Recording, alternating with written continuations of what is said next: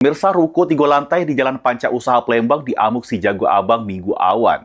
Di jero ruko ada mobil sama tumpuan drum besi yang diduga dipakai untuk nyimpen BBM belok angus temotong.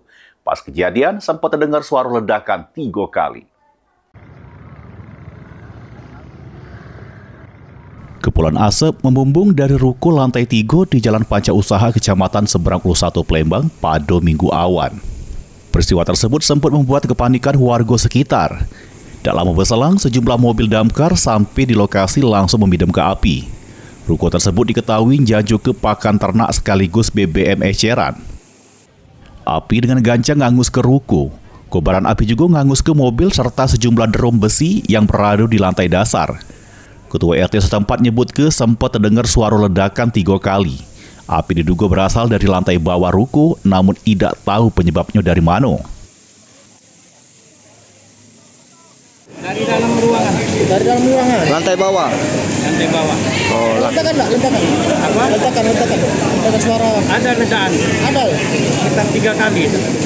Ini ke rumah? Ada enggak? Apa? Waktu kebakar itu ke rumah lagi di mana? Kami kat yang berani dekat bubar. Tapi memang sehari-hari pemilik ruko di sini Pak RT.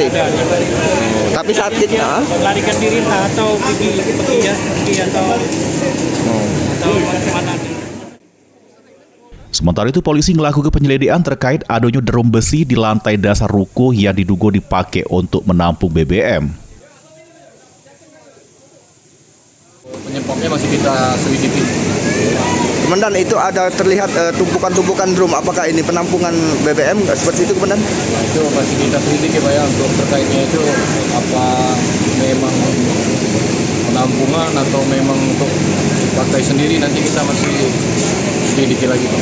Ada mobil juga yang terbakar, Komandan? Ya, untuk sekarang kalau dilihat memang ada 1 mobil di dalam.